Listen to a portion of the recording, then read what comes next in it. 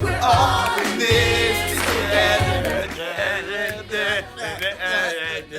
I don't even know the words. Hey guys, What's up? We're back at House Groups and we're super excited to be back together again. We've got a really great series, but before we even jump into that, how about last week? That was awesome. Last week was insane. Dude, I did not expect your houses to bring it as well as you did. I mean, seriously, you guys went all in and it was awesome. Ricky and Emma's costumes were, I think, the best. Oh, that was amazing. It was bold. It was great. Look at that one right. That was super bold. I think one of my favorite moments was the coordinated dance efforts from the Worth House. I mean, it was just like, I felt like I was in the High School Musical. That was sweet. I was like, that was Zac Efron up there. My That heart was almost as pounding, good as us right there. That almost as good. And then Amy and Ian, they brought the house down. Dude, there. those moves, I mean, that like They whole like, brought I mean, I thought that was legit. That was pretty cool. That was awesome.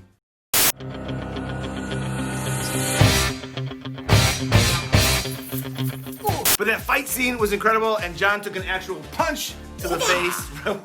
Right to the face. So seriously, guys, thank you for going all in, literally, and making that incredible. I cannot wait until we do it all again, which is going to be December 14th. So mark your calendars. December 14th is the next time we're all going to get Students United again, and it's going to be big. We're going to close out the year in an awesome way. Yeah. We are starting a new series tonight. We're really excited about it, and I believe it's going to be awesome for all of our house groups to engage in it. But before we get to it, we've got one last important announcement. And so to do that, ready?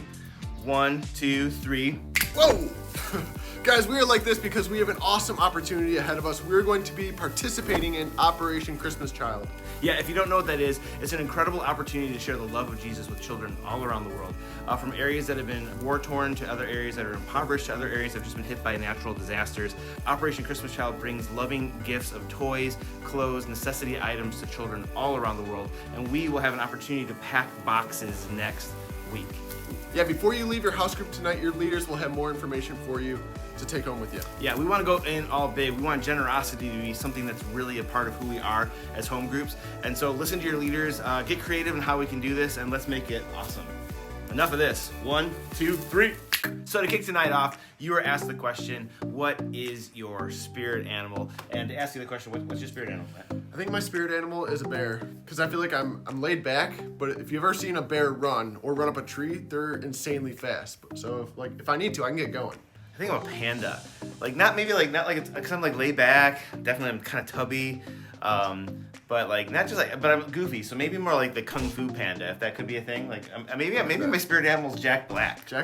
That's not bad. I mean, he's like kind Jack Black. of an animal, so maybe that's my crazy. spirit animal. So tonight we'll talk about your spirit animal, and actually, in fact, I think that Jesus gives you a spirit animal, and he calls us to be something that I think if you can understand this as your calling, it may shape the way that you live in the world around you. So let's get to it.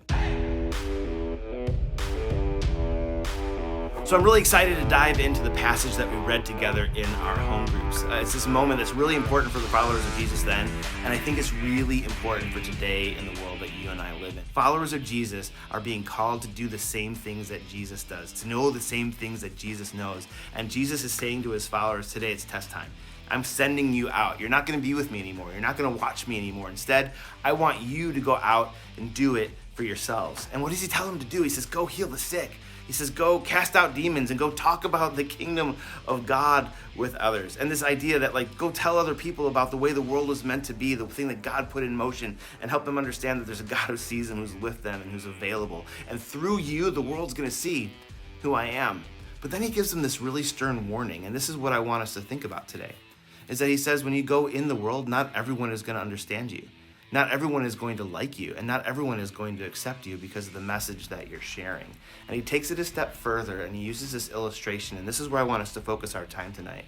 He says, I am sending you out into the world like a group of sheep in a world full of wolves.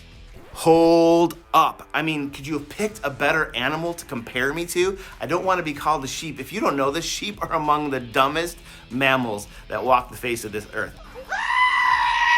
I am not even kidding. They can die drinking water. They can be scared to death. They have very few defenses. They're not the brightest animal in the bunch. And this is what Jesus says you and I are at. In some ways, I read this and I'm like, I'm a little offended. I don't want to be called a sheep. I want to be called like a bear. I want to be called something tough, something awesome like a lion. I don't know. But Jesus is like, no. When I'm sending you out in the world, you're going to be sent like sheep, kind of defenseless and kind of wide open. And what does the world get? What's the illustration Jesus uses for the world? I mean, I was hoping he'd use something a little bit more lame than sheep, but instead he gives the world wolves. When I think of wolves, I think of something vicious and huge teeth and maybe blood coming out of its mouth. Okay, maybe not that much. That might be a little dramatic, but wolves are pretty vicious animals, and actually they are one of the few animals that they call it surplus killing. Now some animals they'll kill because they need nutrition, they need food, and some if they're being attacked by a different animal, they'll attack back to protect themselves. But wolves are one of the few animals that will kill simply to kill. So could you imagine being his follower, hearing that from Jesus?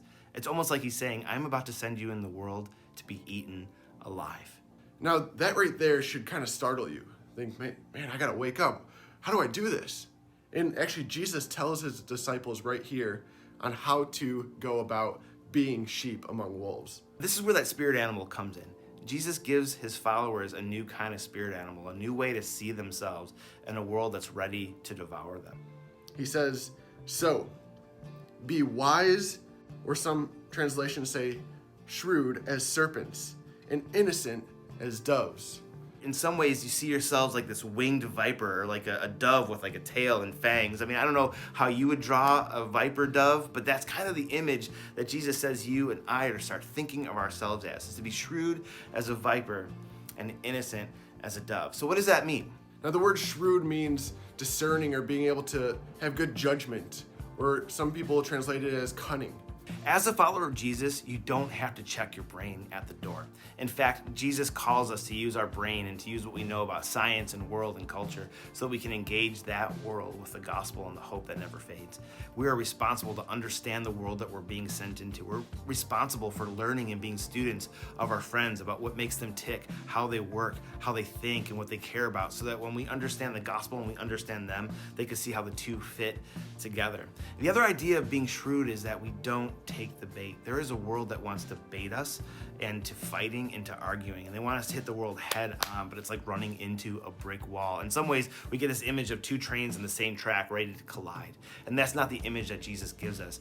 Part of being shrewd is to be like a snake, and what can a snake do? A snake kind of slithers and it kind of moves around things. And so rather than hitting something head on, what is the way you can sidestep the conversation to continue it and be authentic and true to who you are as a follower of Jesus, but be able to engage the issues of the world? We're called to be shrewd. But then Jesus continues and it says that this is a two-part animal that I'm calling you to be. It's part viper and it's a part dove. And that dove comes with it the sense of innocence and holiness. And so Jesus gets really honest with us. And he says, if you're following me, people are going to accuse you of things. They may accuse you of being narrow-minded. They may accuse you of being old-fashioned. They may accuse you of being closed-minded. And they may even accuse you of being hateful. And what Jesus is saying, when you're innocent as doves, it says that they can accuse you of a lot of things, but let the only thing that people can accuse you for is because you follow and love Jesus. Live a life that Paul calls is above reproach, above the ability to be accused. Be kind, be gracious, be gentle, be innocent before a crowd, so that the only thing that you could be accused of that is wrong to the world is because you put your faith and your trust in Jesus. And with that, remember that in the end of the day, we don't answer to the world, but we answer to a God who is holy. And he's the ultimate judge of our behavior and how we live our lives. And so when the world comes accusing us, when the world gets aggressive towards us, we can endure all sorts of hardship, all sorts of slander, all sorts of misunderstanding, because we remember that the one that we answer to isn't on this platform, isn't on this plane, but we answer to a holy God who's above all of these things. If you hear anything from me right now, and I hope you're listening, you guys are hearing messages from all over the place, from every angle. You're hearing it from your friends, from your schools, the media. You're hearing a message from me.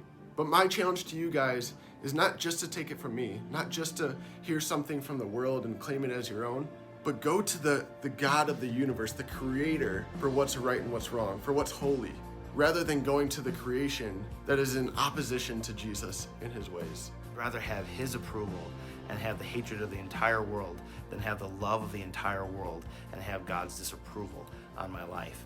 And so Jesus says, in this world, go into this world. It's going to be challenging, it's going to be tough, but you can do it as you go into the world innocent as a dove and as shrewd as a viper. So as we go to our small groups tonight, let's talk about that. What does it mean to be sent into a world that Jesus has said is like a world full of wolves? What do you think it means when Jesus calls you a sheep?